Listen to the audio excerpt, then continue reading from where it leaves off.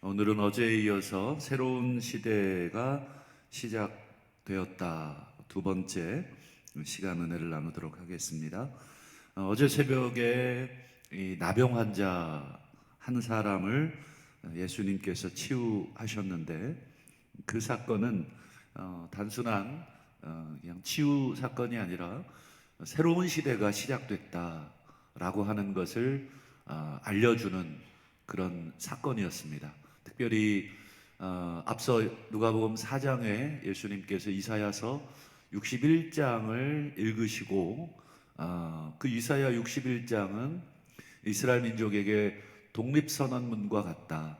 그래서 온통 하나님께서 이스라엘 민족을 해방시키시고 또 기쁨을 주시고 또 새로운 언약을 맺으시고 등등의 내용 하나하나들이 굉장히 의미 있는 그런 내용들인데, 그걸 읽으시고는 예수님이 하셨던 말씀이 오늘 이 말씀이 너희 귀에 응하였다, 즉 성취됐다, 이런 말씀을 하셨죠. 그래서 새로운 시대가 드디어 시작이 됐다 하는 것을 말씀하셨습니다.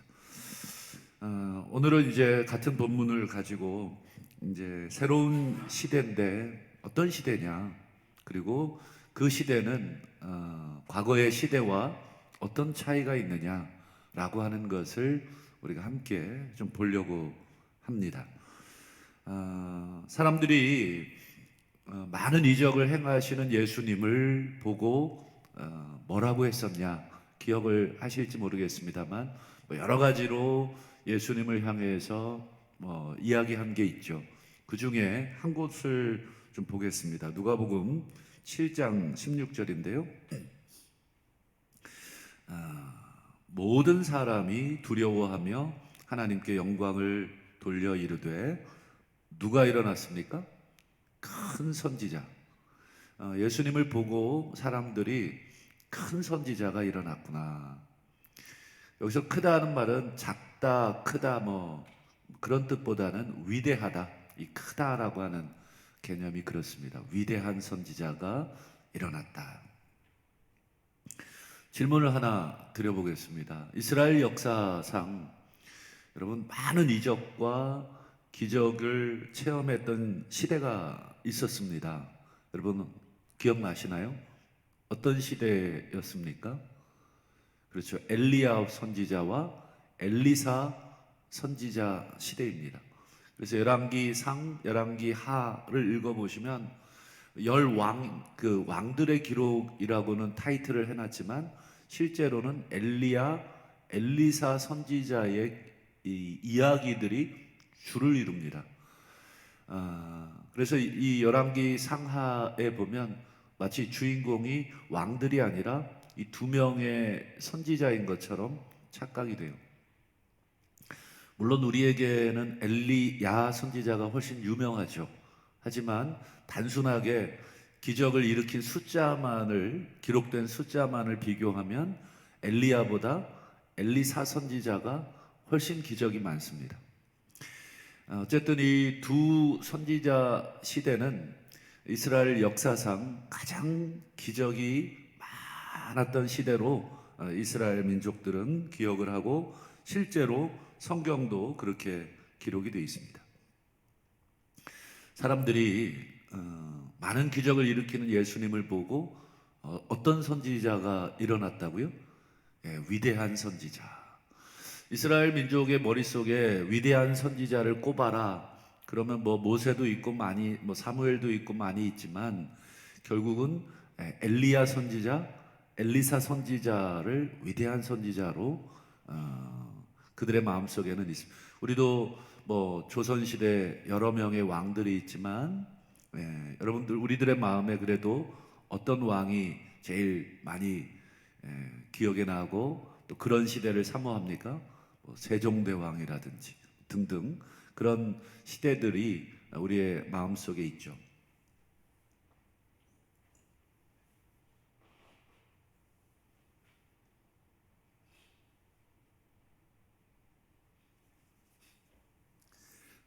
그래서 예수님을 향해서 이스라엘 민족들이 위대한 선지자가 일어났다 라고 얘기를 했는데 실제로 한 예를 들어보겠습니다.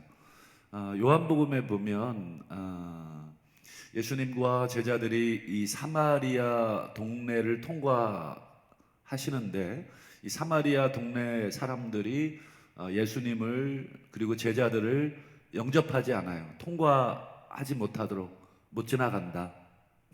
이런 거절을 당하죠. 그때 제자들 중에 두 사람이 예수님에게 뭘 요구합니까? 예수님, 하늘에서 불을 내려서 이 사마리아 사람들을 싹 다 태워 죽였으면 좋겠다. 여러분, 예수님에게 왜 하늘에서 불을 내려달라고 요구했을까? 여러분, 한번 생각을 해볼 이유가 있습니다. 여러분, 이스라엘 역사상 불과 관련된 선지자가 여러분 기억나시죠? 그렇죠. 엘리야, 갈멜산에서 여러분 바알과 아세라 선지자와 850대 1로 싸웠을 때 하늘에서 불을 내리는 그 신이 참신이다. 그래서 엘리야 그러면 이스라엘 역사상 아주 가장 이 불과 관련된 그 선지자로서 아주 화끈한 선지자였죠. 그 예수님을 향해서 큰 선지자 엘리야와 엘리사 시대를 버금한 그 이상을 넘는 선지자. 그러니 예수님을 따라다니면서 야, 이건 엘리야, 엘리사 선지자와 같은 분이다. 이런 생각을 제자들도 했던 것입니다. 그래서 과거에 엘리야 선지자가 하늘에서 불을 내렸던 것처럼 지금 예수님에게도 뭘 요구하고 있어요? 똑같은 불을 좀 내려보시라. 그래서 당신의 능력을 이 사마리아 고을에 나타내 보시자. 이런 제안을 한 것입니다. 그것은 단순한 제안이 아니라 엘리야와 예수님을 동일시하고 있다는 그런 뜻이 됩니다. 그렇다면 오늘 나병 환자를 오늘 치유하는 이 장면이지 않습니까? 여러분, 자연스럽게 제자들은 예수님께서 나병 환자를 치유하는 이 모습을 보고 어느 선지자를 생각했겠습니까? 그렇죠. 엘리야가 아니라 이번에는 엘리사 선지자겠죠. 이스라엘 역사 성경의 기록에만 봤을 때 이스라엘 역사에서 나병을 치유한 사람은 두 사람밖에 없어요. 첫 번째 엘리사, 두 번째 오늘 본문의 예수님. 그러니 당연히 오늘 나병 환자를 치유한 예수님을 누구와 단순 비교할 수 있겠습니까? 엘리사 선지자와 단순 비교할 수 있어요. 하늘에서 불을 내려달라고 한 것은 엘리야와 비교한 것이고 이 나병 환자를 치유한 것은 엘리사와 비교가 되는 것입니다. 여러분, 구약 열왕기하 5장 10절을 한번 보실까요? 아람 나라의 군대 장관 나아만 장군이 나병 환자인데 치유해달라고 엘리사를 찾아와요. 그때 엘리사가 했던 말인데요, 우리 한번 같이 읽어보실까요? 시작. 엘리사가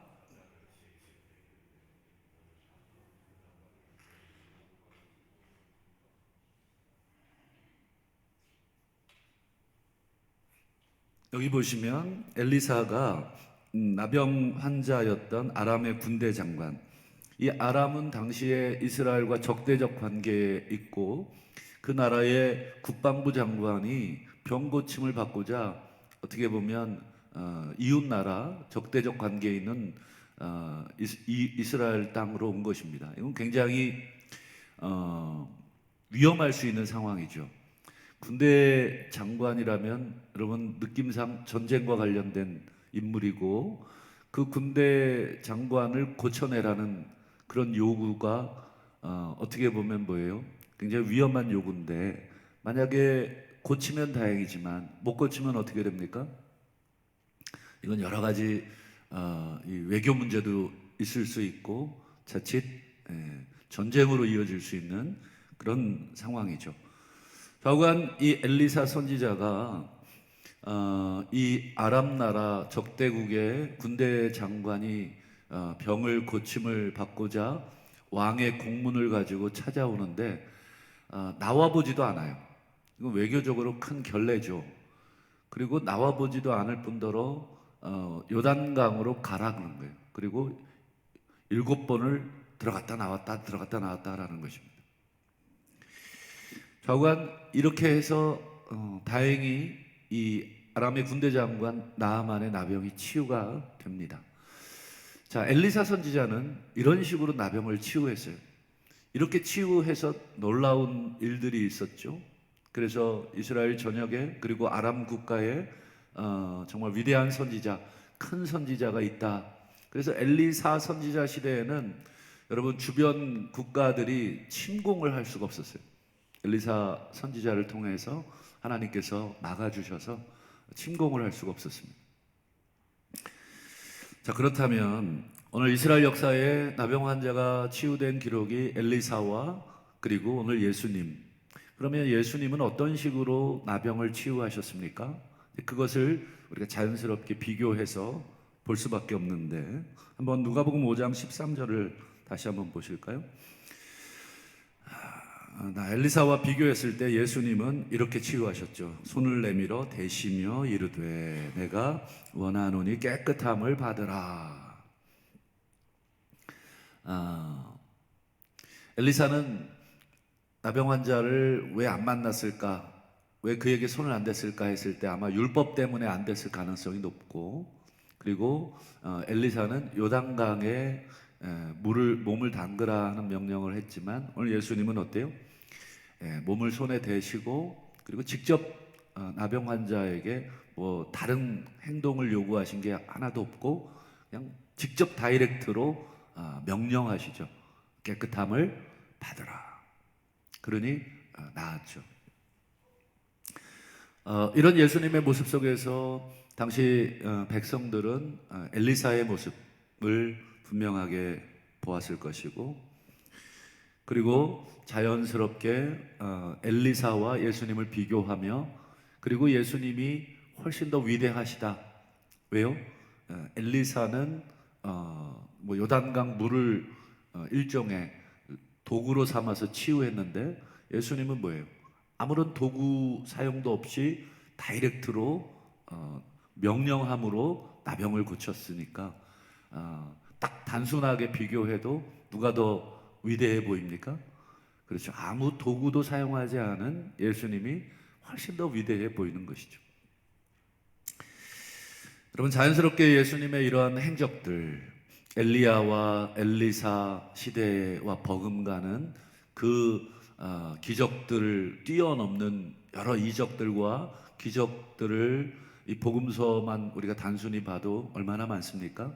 그런 예수님의 모습을 보면서 사람들은 이게 엘리야인가? 엘리사인가?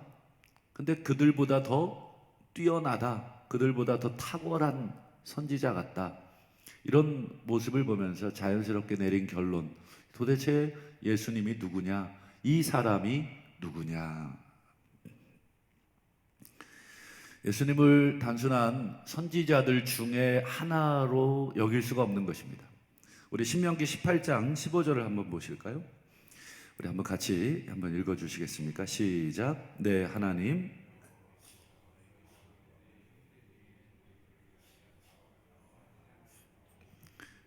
네, 너희는 그의 말을 들을지니라.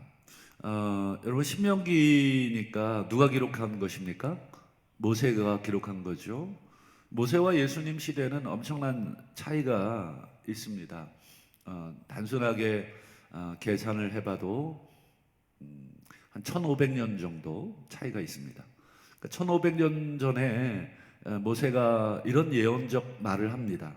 내 하나님 여호와께서 너희 가운데 내 형제 중에 너를 위하여 뭐를 일으키신다고요? 뭐를 일으키신다고요? 나와 같은 선지자. 물론 자기와 같은 선지자라고 표현을 했지만 모세도 하나님으로부터 받은 말씀을 전하는 것이죠. 위대한 선지자, 모세만큼 위대한 선지자는 또 없죠. 엘리야, 엘리사는 어떤 기적을 행하는 선지자였다면 모세는 뭐예요? 건국의 아버지와 같은 그런 선지자이기 때문에 이 모세는 또 다른 종류의 위대한 선지자입니다. 그런 위대한 선지자, 큰 선지자를 하나님께서 일으키실 것이다. 그리고 하는 말이 뭐냐면 너희는 그의 말을 들어라. 이게 마치 모세가 유언과도 같이 내뱉은 그런 말이었습니다. 여러분, 이 말이 언제 이루어지는가? 우리 누가복음 9장 35절을 한번 보실까요? 네, 이것도 한번 같이 읽어주시겠습니까? 시작. 구름 속에서